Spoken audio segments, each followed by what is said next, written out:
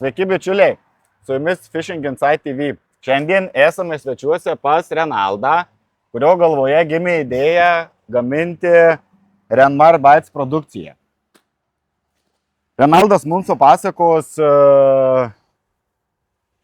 šitų produktų atsiradimą nuo pradžios iki pabaigos, kada jau viskas gražu ir paruošta naudojimui.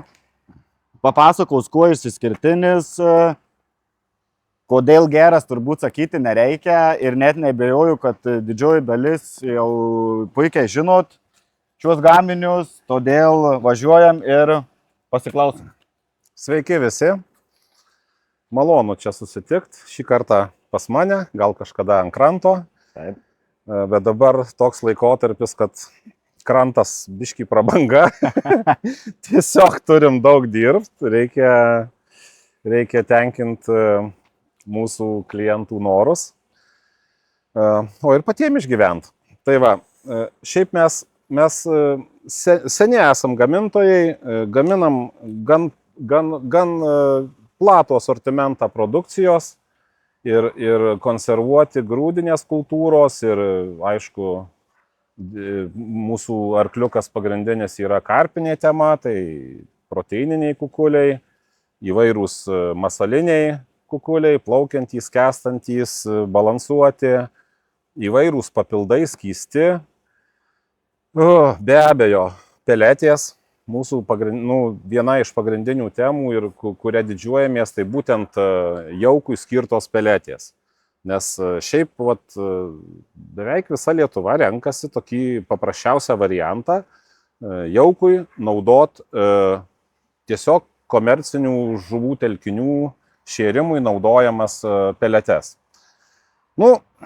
Galimas ir toks variantas, bet mes einam tuo sunkiausiu keliu, nes turim tikrai didžiausią patirtį tame ir būtent gaminam tas peletes jau skirtas jaukui, kaip jaukui karpiniai žuviai, atsižvelgiant į to žuvies sveikatą, į jos įnorius, į sportinius tuos žvejo interesus, kad, kaip žinom, sportui tikrai yra perlenkta daugybė dalykų, kurie atrodytų gan banalūs. Pavyzdžiui, karpinė šeimos žuviai užtenka 8% riebumo maisto ir 28%, 26% proteingumo.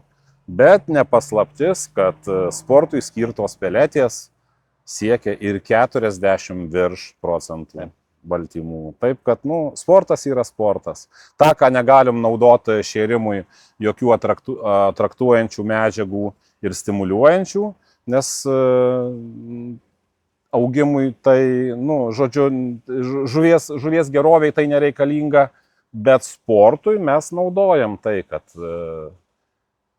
ant kranto sėdinčių, sakykime, keleto komandų pašarai, kažkurios komandos būtų išskirtiniai ir žuvis dažniau lankytųsi, labiau prisirištų prie to šeriamos vietos ir tiesiog būtų geresni rezultatai.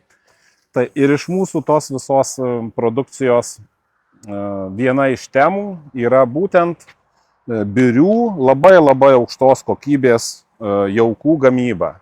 Tai čia turim visą asortimentą. Mes šį suskirstę į tokią labai, sakykime, stiprią sritį karšinė jaukai, tada jaukai skirti labiau lynui, karosui, ir karpinė jaukai ir labiau universalūs jaukai.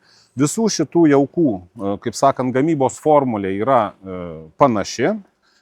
Esminis pliusas, kad tai yra ekstruduoti jaukai, tai yra termiškai apdirbti gamybos procese, turintys savyje atraktuojančias medžiagas, praktiškai 100% įsisavinamumą ir gebantys gerti labai daug drėgmės. Automatiškai geriant drėgmę atiduoda iš savęs savo vertingas medžiagas.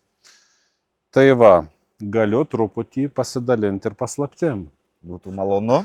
Tai dėl to pasikviečiau jūs į cechą gamybinį ir dabar kaip tik vyksta gamyba karpinio jauko. Tai taip, kraštelio akies galima būtų prabėgti, kaip tai atrodo. Labai gerai. Kaip tai atrodo natūroje. Nu, pokelyje visi jaukai yra gražūs, visi skirti žuviai, ne kažkam, tai ne drambliui. Visi kažkiek tai dirba, vieni geriau, kiti blogiau. Teisėjas yra žvejas, bet visą laiką sakau, kad šitie jaukai yra labai geri, bet ir labai imlus tam darbo procesui. Aišku, mes irgi stengiamės dabar, kai kuo toliau, tuo labiau įninkam ir tuo labiau norim padidinti, palengvinti gamybą. Tai yra, kuo labiau išvengti to rankinio darbo. Tai statom naują cechą, bet šitą cechą labai mylim. Jame dabar ir gimsta šitie jaukai. Tai kągi, kraštelio akies. Prisimerkit visi. Nu dabar esam toj cecho dalyje, kur realiai, kaip ir prasideda viskas. Tai prasideda tiesiog šitam medžiagų sandėliai. Galit truputį pažiūrėti, kur turim įvairiausias medžiagas, turim pagrindinį malūną savo. Ir iš čia pradedam tų birių pašarėlių kelią. Turim tada sumaišyti viską, ką gavome, tinkamą frakciją. Tada turim keliauti į gamybinį ekstrudavimo cecho dalį, kur viskas pradeda virst. Jau jauku, realiai. Nu, dabar mes esame toj cecho dalyje gamybinio, kur turim pagrindinę proceso širdį. Va ten. Visa kita yra pagalbinė įranga, aptarnaujanti tą širdį pagrindinę. Reikalingi pagrindinis ekstruderis su kirpimo galva, reikalingi takeliai įvairūs, sluoksninė džiovyklė, busterinimo įranga ir, žodžiu, gaunam produktą labai jau panašų į galutinį. Realiai šitos peletės po aušinimo jau gali būti fasuojamos. Tai grįžom iš cecho. Trumpai, ką norėjau parodyti, kaip ir parodžiau, supažindinau, kaip visą tai vyksta. Ten ne iki smulkmenų, ne viską taip jau kruopščiai prabėgom, bet suprast galima, kad tai yra tikrai nepaprastas procesas, tai nėra sumalti kažkokie ingredientai ir šitą pakvapinti, tikrai, tai yra normali, sudėtinga gamyba, bet mes ją mylim ir labai džiaugiamės gaudami gerus atsiliepimus. Ir tai yra stimulas stengtis toliau. Vėl grįžom prie šitų jaukų. Tai kaip ir dabar turbūt būtų jūsų maestro išėjimas į sektorių. Aš tik tais noriu paantrinti Renaldui, kad galiu pasakyti, parduotuvėje bryminis jaukas be konkurencijos. Tikrai be konkurencijos. Taip pat labai populiaru peletės. Juoda spalva mano, tobulas reikaliukas. Tai noriu padėkoti Renaldui už svetingumą. Ačiū. Akies krašteliu pamatėm įdomių subtilybių, o dabar nekantrauju pamirkyti jaukyklėlę pas Renaldą Ilgio ežere. Tad judame tenai. Prašom.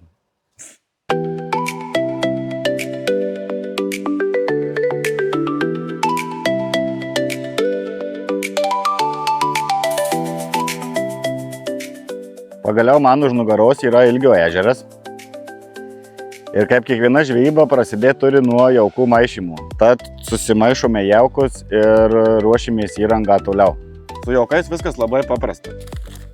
Būtų nuodėmė, pabuvojus svečiuose pas Renaldą ir žvejojant Ilgio ežere, nepanaudoti kuojinių Renmar White jauko, tai maišysime jį kartu su Match Pro biskvitu.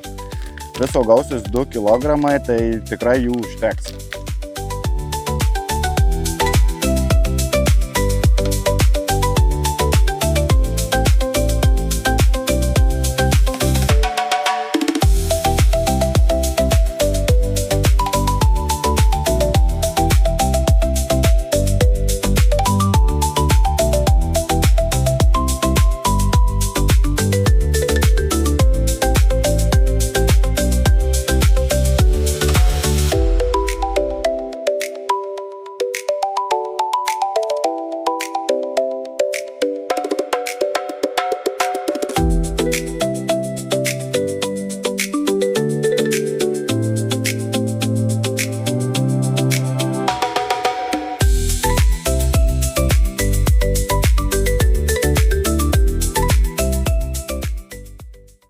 pagaliau ant platformos.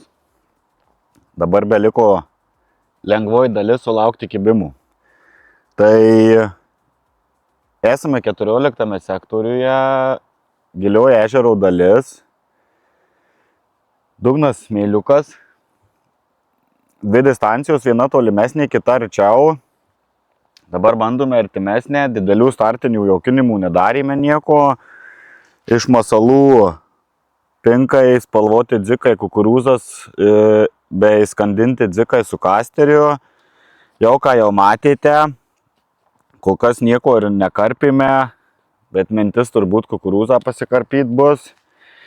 Ir pirmas metimas su kabliuku ir masalu ir laukiam. Pažiūrėsime, kas čia gausis. Pirma žuvis, kuojuki. Tiksliau antra. Pirma buvo, nespėjom nufilmuoti. Ant dzikelių. Nu, atstumas nedidelis. Įrankiai liauni. Jeigu tai bus ir toliau smagu. Dar mes jom pinkučių paduosim. Ir žiūrėsim, kaip čia bus.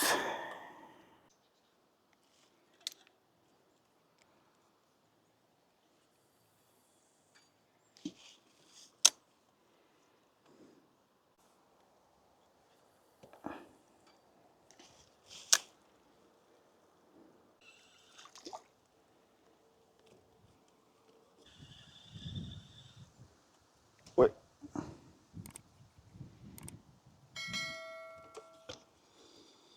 Kuojukis. Ko ne Amerika.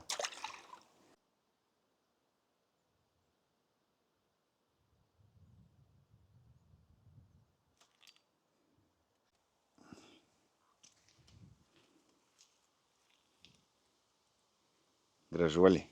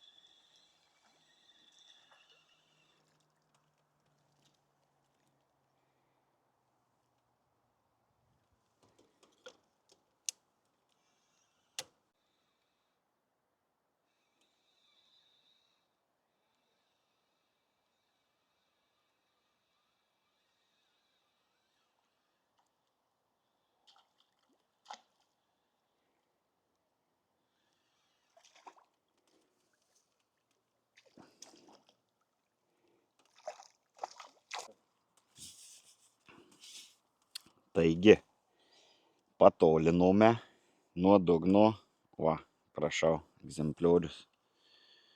Bet irgi paviršiui pabado, bet taip neįkyriai. Dar uždaresnę šėryklą paimsim. Ir tada gal visai reikalai pasitaisys.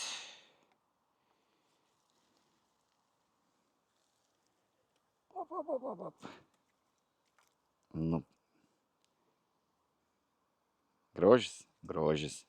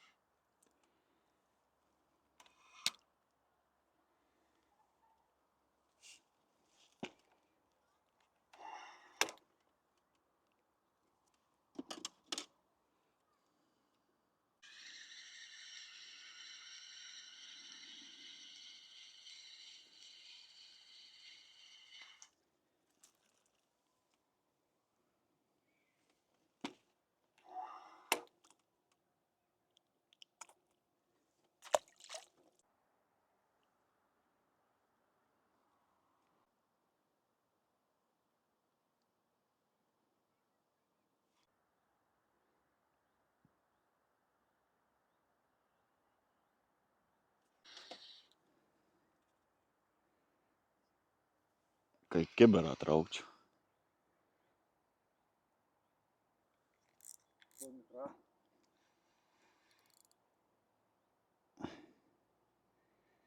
Gera koja bus čia jau. Ne, čia ne koja. Lydeka. Haha.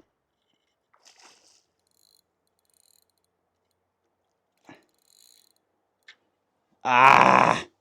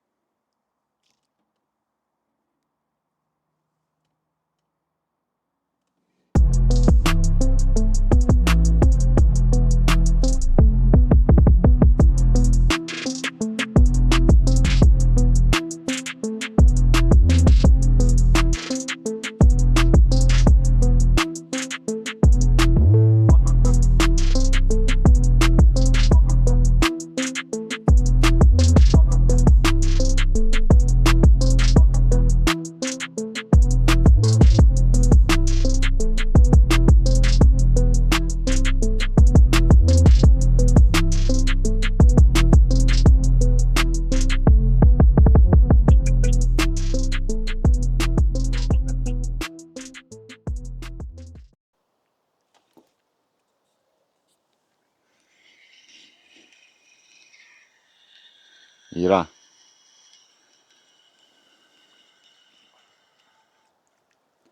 Su šia kojele šiandien žvejybą ir pabaigsime. Esmė kokia, kažkokių taktikų, kažko nėra čia ką papasakoti, tiesiog reikia rasti žuvį distanciją. Čia kadangi gili ežero dalis, tai buvo gaudžiau realiai 18 metrų. Toliau net nebandym. Tai žuvis kibo ant visko, iš eilės, nuo paviršiaus, dugno ir dydis džiugino, lengvi rankeliai, tikrai smagi žvejyba. Dar kartą noriu padėkoti Renaldui, eisime dar, pažiūrėsime, ką čia pagavome.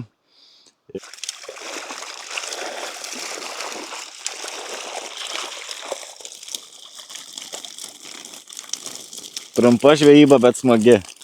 Tikrai kartočiau. Viską paleidžiame atgal.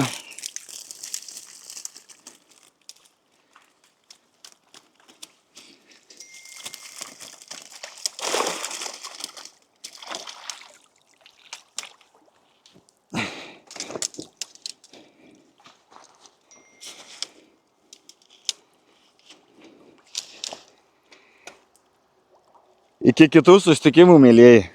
Bandysime sugrįžti į ritmą.